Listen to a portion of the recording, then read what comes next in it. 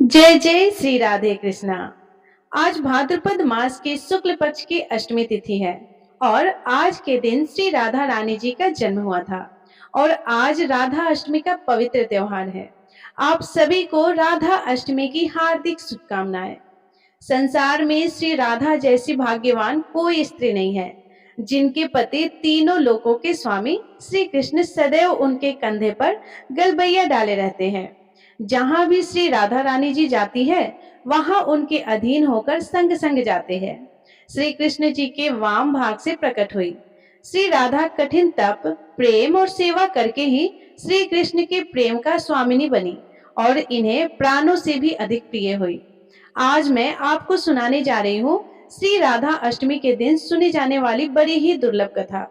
तो आप सभी भक्तजन इन कथाओं को बड़ी ही श्रद्धा और प्रसन्नचित मन से पूरा अवश्य सुनिएगा।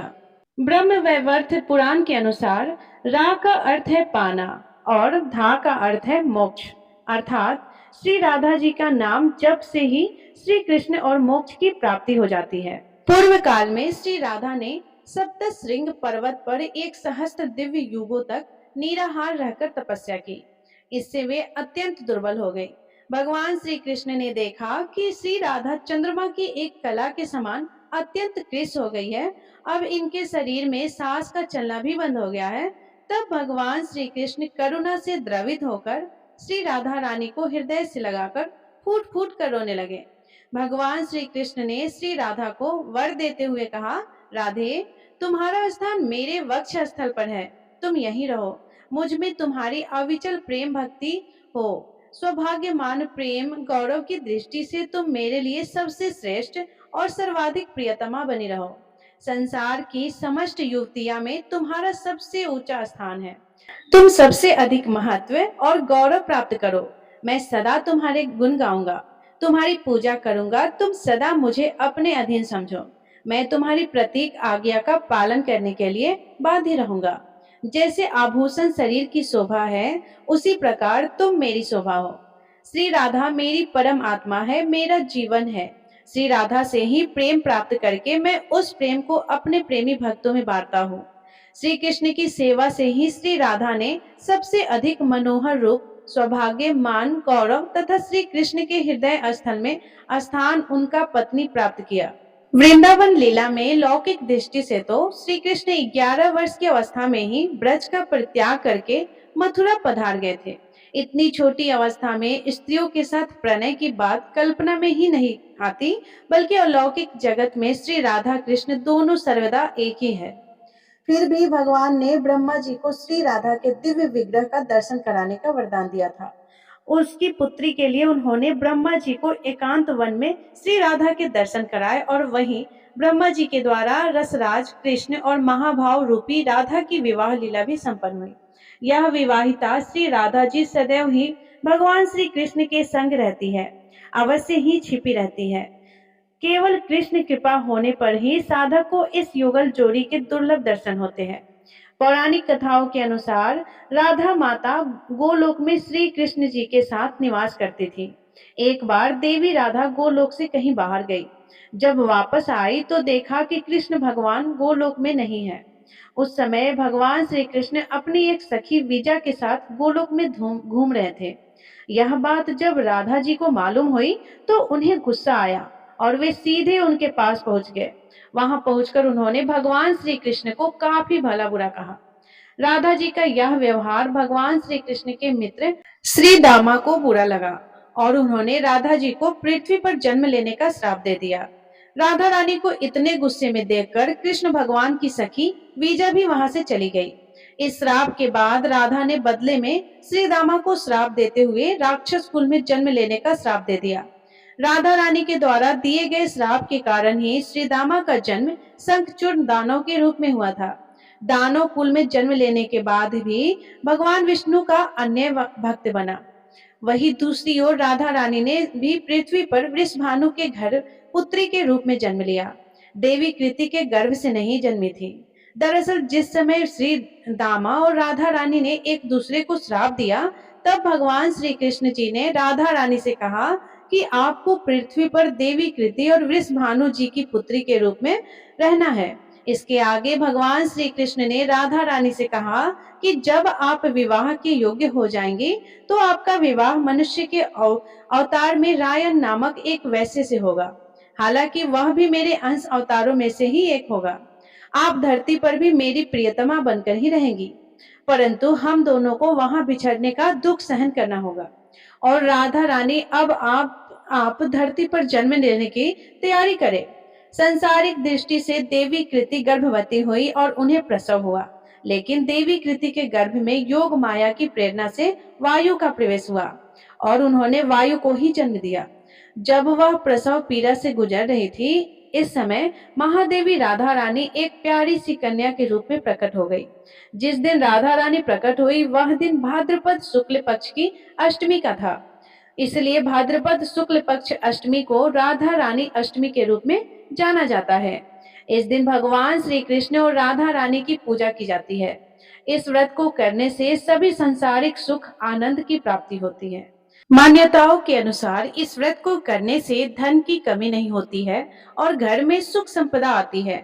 आइए अब मनोकामनाओं को पूरा करने वाली राधा अष्टमी की बड़ी ही सुंदर कथा को सुनते हैं। आप सभी भक्तजन इन कथाओं को पूरा अवश्य सुनिएगा। एक गांव में रमा नाम की एक स्त्री थी। उसके विवाह को 5-6 बरस हो गए थे, लेकिन उसकी कोई संतान नहीं थी। एक बार श्री राधा अष्टमी का उत्सव आया। गांव की औरतें बरसाना जा रही थी। औरतों ने कहा कि तुम भी बरसाना चलो, राधा रानी बड़ी दयालु है, तुम्हारी गोद जरूर भर देगी। वह स्त्री कई महीनों से घर से बाहर नहीं निकली थी, इसीलिए उसके पति और सास ने भी उसे जाने की आज्ञा दे दी। बस उसने मन में ठान लिया कि राधा रानी मेरी गोद जरूर भरेगी। जिस दिन उसे जाना था उस दिन उसके पैर में चोट लग गई। उससे चला भी नहीं जा रहा था। फिर भी वह स्त्री के संग यात्रा पर चली गई। सारे रास्ते राधा कृष्ण जी का जप और कीर्तन करती हुई गई और बरसाना पहुंचकर नहा धोकर राधा जी के मंदिर में जाने के लिए तैयार हुई। राधा जी के महल में जब जाते हैं तो ऊपर बहुत सी सीढ़ियां चढ़नी पड़ती है। जैसे सीढ़ियां वो चढ़ने लगी तब वह स्त्रियों से बोली कि तुम लोग आगे आगे चलो, मैं धीरे धीरे सीढ़ियों से आती हूँ। मेरे पैर में चोट लगने की वजह से चला भी नहीं जा रहा है। 2-4 सीढ़ियां चढ़ने के बाद उसका पैर मुड़ गया और वह नीचे गिरने लगी। तभी एक 7-8 साल की कन्या ने उसका हाथ पकड़ लिया। रमा बोली, बेटी, आज अगर तुम ना होती तो मैं नीचे गिर गई होती। वह कन्या बोली कि माता, ऐसे कैसे गिर जाने देती मैं। तब रमा ने पूछा, बेटी तुम्हारा नाम क्या है। वह बोली, लारो नाम है मेरा, यही पास में ही रहती हो। वे दोनों सीढ़ियां पर बैठ गई।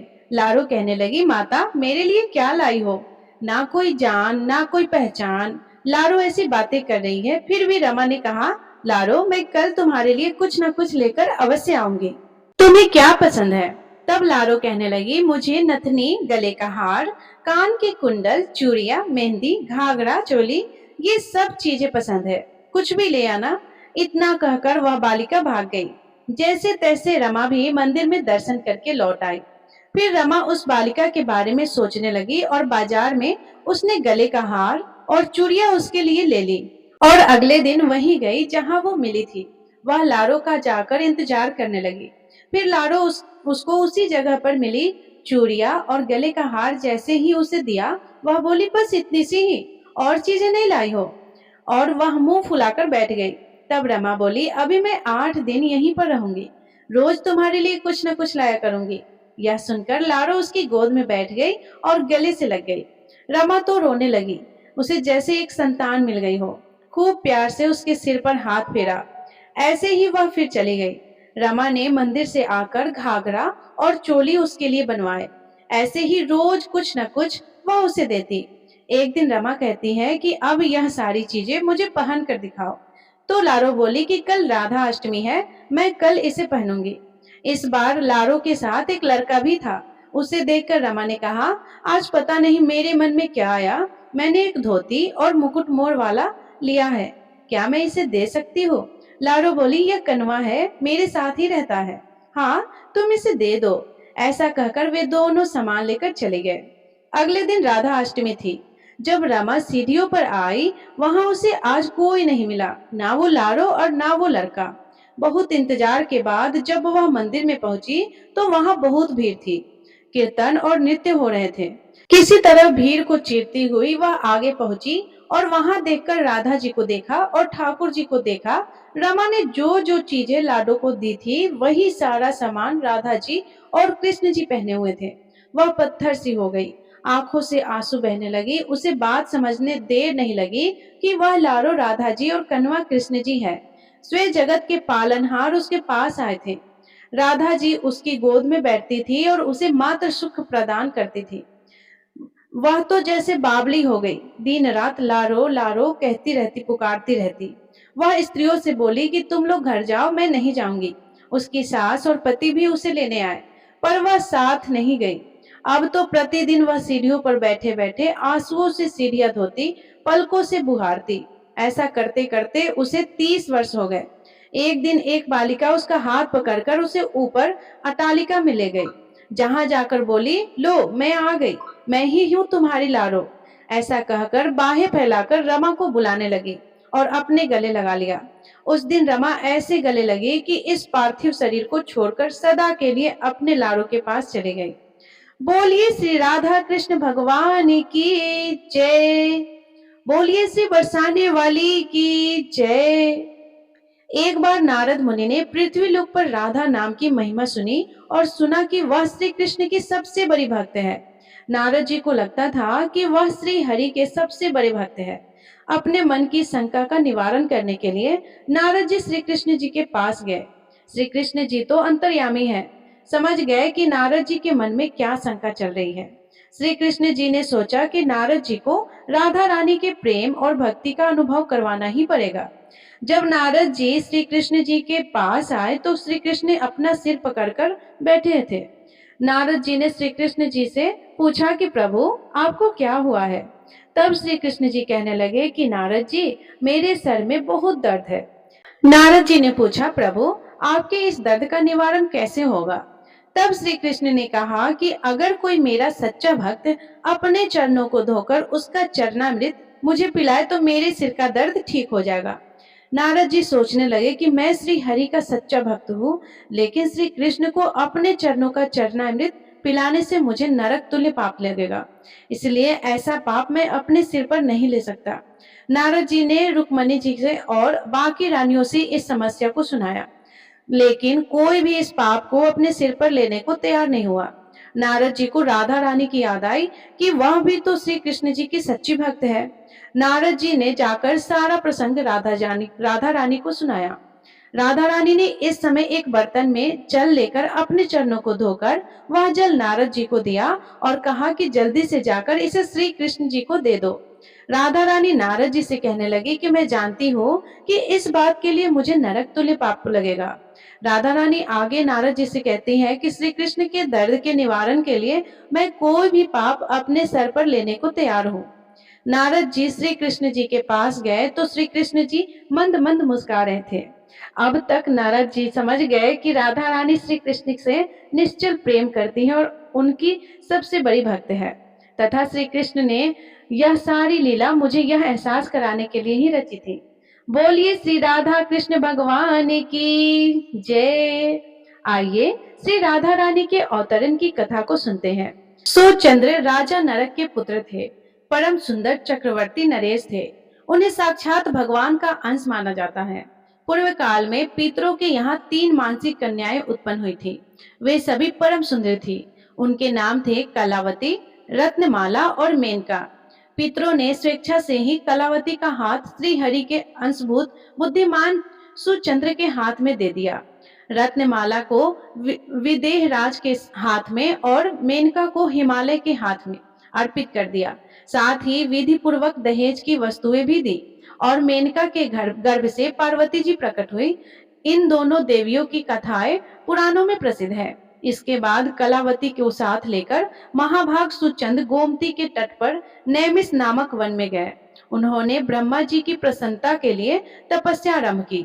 वह तप देवताओं के कालमान से 12 वर्षों तक चलता रहा। तब ब्रह्मा जी वहां पधारे और बोले, वर मांगो। राजा के शरीर पर दीमके चढ़ गई थी। ब्रह्मवाणी को सुनकर वे दिव्य रूप धारण करके अपने दिमकों की बावी से बाहर निकले। उन्होंने सर्वप्रथम ब्रह्मा जी को प्रणाम किया और कहा, मुझे दिव्य पराग पर मोक्ष प्राप्त हो। राजा की बात सुनकर साध्वी रानी कलावती का मन दुखी हो गया। अतः उन्होंने ब्रह्मा जी से कहा, पितामह, पति ही नारियों के लिए सर्वोत्कृष्ट देवता माना गया है। यदि वे मेरे पति देवता मुक्ति प्राप्त कर रहे हैं तो मेरी क्या गति होगी? इनके बिना मैं जीवित नहीं रहूंगी। यदि आप इन्हें मोक्ष देंगे तो मैं पति सहचरी में विच्छेद के कारण विह्वल होकर आपको श्राप दे दूंगी। ब्रह्मा जी ने कहा, देवी, मैं तुम्हारे श्राप के भय से अवश्य डरता हूँ, किंतु मेरा दिया हुआ वर कभी विफल नहीं हो सकता। इसलिए तुम अपने प्राण पति के साथ स्वर्ग में जाओ। वहां स्वर्ग सुख भोग कर कालांतर में फिर पृथ्वी पर जन्म लेगी। द्वापर के अंत में भारतवर्ष में गंगा और यमुना के बीच तुम्हारा जन्म होगा।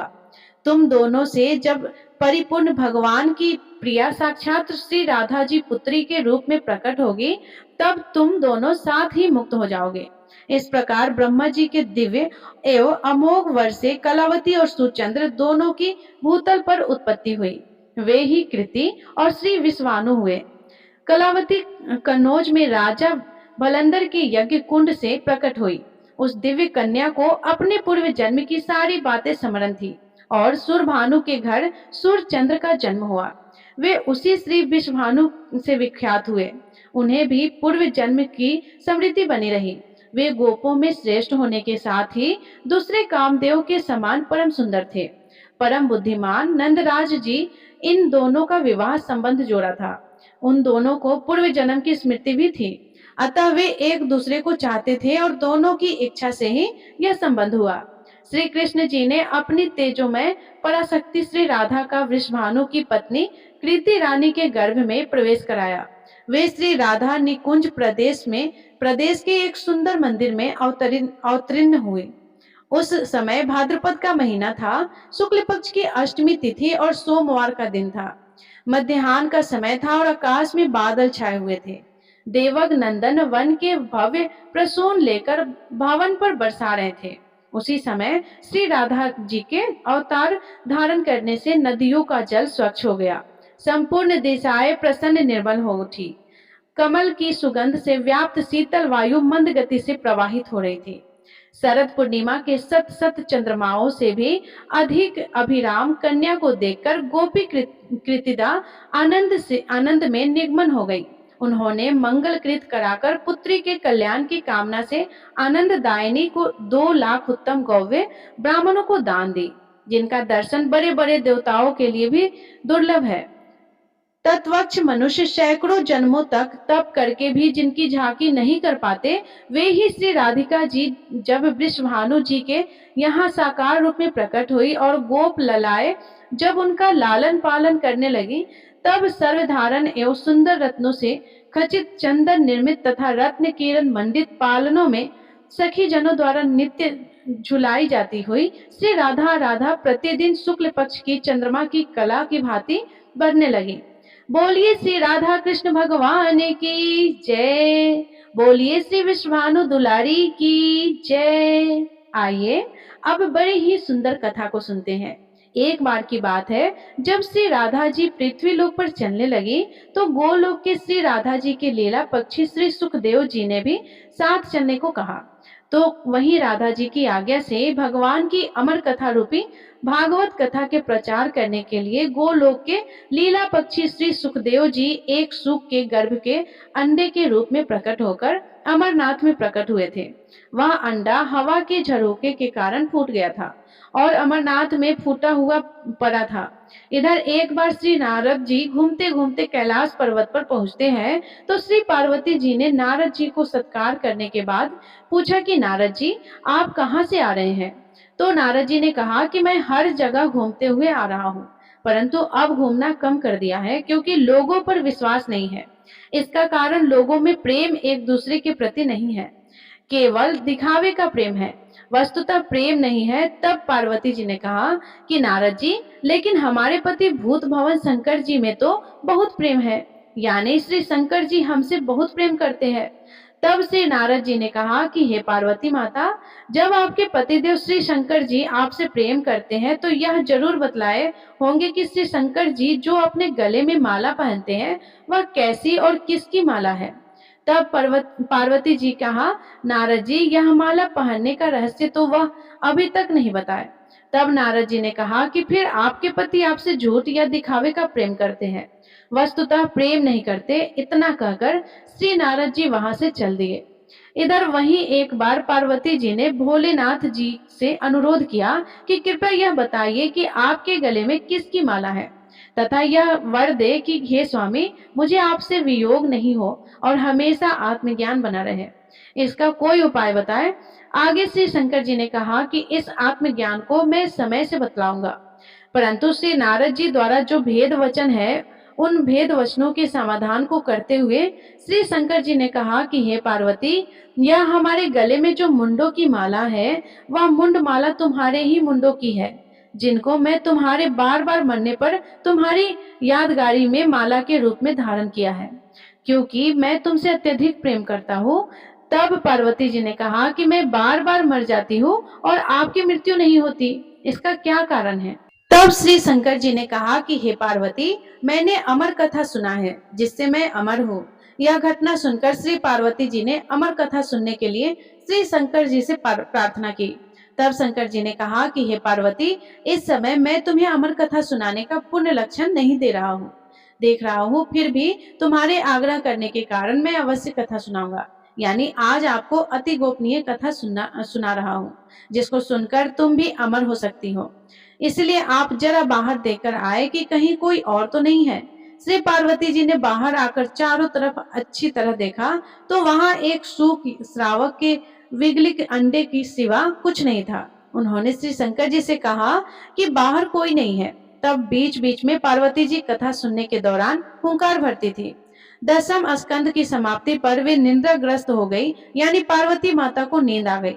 और 12वां स्कंद की समाप्ति पर पार्वती जी ने शंकर जी से कहा कि हे प्रभु, क्षमा करिए, मुझे 10वें स्कंद के बाद नींद आ गई थी, मैं आगे की कथा नहीं सुन पाई। अर्थात श्री कृष्ण उद्धव संवाद जो 11 स्कंद में है, उसको मैंने नहीं सुना तथा 12 स्कंद की कथा भी नहीं सुनी। इधर यह जानने हेतु कि फिर कथा के बीच में हुंकारी कौन भर रहा था। अगर पार्वती माता सो रही थी तो बार बार हुंकारी कौन भर रहा था, यह प्रश्न दोनों के मन में जगा। यह जानने के लिए शिव जी बाहर निकले। उन्होंने एक सुंदर सुख श्रावण को देखा, यानी एक तोते के बच्चे को देखा। श्री शंकर जी ने पार्वती जी से पूछा कि आखिर यह सुख श्रावण कहाँ से आ गया। पार्वती जी ने विनीत वाणी में कहा कि यह तो विगलित अंडे के रूप में पड़ा था तथा श्री भागवत कथा रूपी अमृत पान से जीवित हो गई। इस प्रकार अमर कथा की गोपनीयता भंग होने से शंकर जी सुख शावक को पकड़ने के लिए झपटे। सुख शावक उड़ गया और उड़ते उड़ते भय से श्री बद्रिका आश्रम के निकट व्यास आश्रम पर श्री व्यास जी की पत्नी पिंगला के मुख में प्रवेश कर गया। फिर शंकर जी ने श्री व्यास जी के द्वारा सांत्वना प्राप्त कर वापस अपने आश्रम पर लौट गए। इधर श्री सुखदेव जी 16 वर्षों तक पिंगला के गर्भ में रहे। अंततः श्री व्यास जी के अनुरोध करने पर सुखदेव जी ने अपना भय बताना प्रारंभ किया। उन्होंने गर्भ के भीतर से कहा कि उन्हें बाहर आने पर माया से ग्रसित होने का भय है।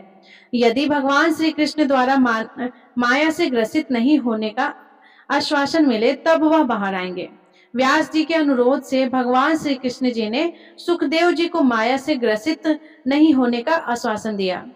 तब सुखदेव जी गर्भ से बाहर आए और जन्म लेते ही जंगल में तपस्या करने चल पड़े तथा पुनः सुखदेव जी जो अपने पिता व्यास जी के बुलाने पर भी नहीं आए, लेकिन व्यास जी के ब्रह्मचारी शिष्य द्वारा गाए जाते हुए श्री भागवत जी के मंत्रों से अपनी समाधि को तोड़ दिया। इस श्लोक को पूरा सुनकर श्री सुखदेव जी ने समाधि तोड़ दी और श्लोक को सुनकर उनसे व्यास जी के शिष्यों के पीछे पीछे चल दिए। इस घटना का मुख्य कारण भागवत कथा ही है। बोलिए जय जय श्री राधे कृष्णा।